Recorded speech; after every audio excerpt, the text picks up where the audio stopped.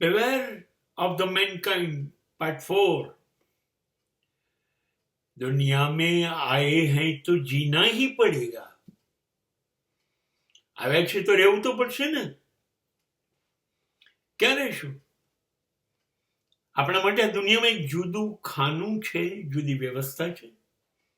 જીના અહીં જ રહેવું પડશે. દુનિયા બાવાનું જંગલ હોય કે બગીચો ગુલાબનો હોય, રહેવું તો એમાં જ પડશે. You have no special choice. તમારા માટે દુનિયામાં ખાસ કશું બનતું નથી અને બનવા દેશે નહીં. એવા કેટલા બધા માણસો તમારી આજુબાજુ સતત ડગલે ને પગલે છે. તમને તમારી જિંદગી નહીં જીવવા દે તમારી મરજી મુજબ. એમાંનું એક પાત્ર, આવા ઘણા પાત્રો છે, ખાલી શોધવાનો છે, જોવાના છે, આપણને અથડાવાના જ છે.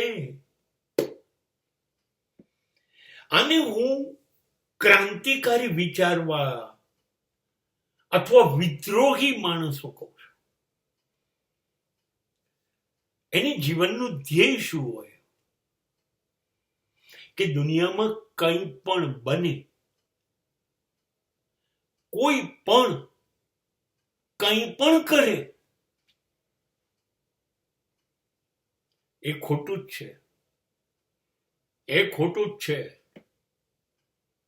આમ થાય જ નહીં, આમ હોય જ નહીં. એને દરેક વાતમાં વિરોધ જ કરવો જોઈએ. એ વિરોધ કરે જ. એ કોઈ દિવસ he will never say yes.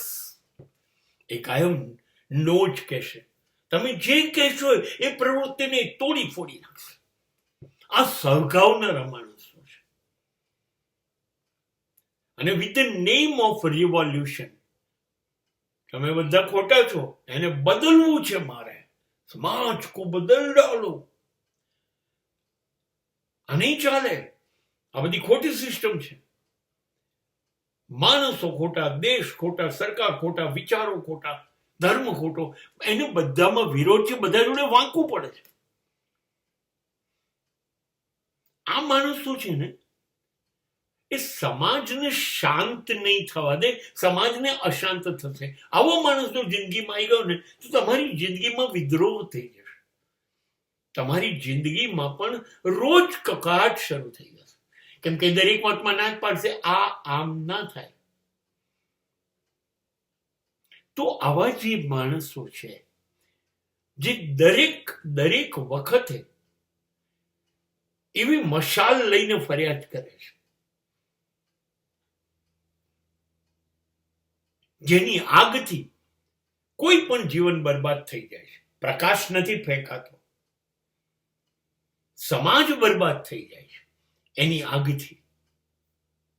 બસ એને ભડકા કરવામાં જ રસ છે. એને સમાજને સરળતા આપવામાં રસ નથી. શક્યતા છે કે આ લોકો નાટકીય હોય, ધીમી ડ્રામાબાજ. એ એવું બધું કરે ને એટલે સમાજ એની તરફ જુએ, લોકોનું ધ્યાન એની તરફ જાય, એટલે કંઈ પણ નાટક કર્યા કરે.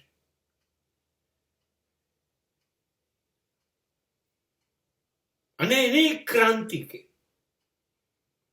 એ કોઈ જગ્યાએ ભૂખ્યો બેસી જાય, કોઈ જગ્યાએ પાણી વગર બેસી જાય. અરે એ કંઈ પણ કરે. કોઈ મકાન પર ચડી જાય, કોઈ પુલ ઉપર ચડી જાય. આમ કરો નહીતર નહીં ચાલે. બસ આ જે નાટકીય માણસો છે, અને એ ક્રાંતિકારી બનવાના મૂડમાં કાયમ હોય છે.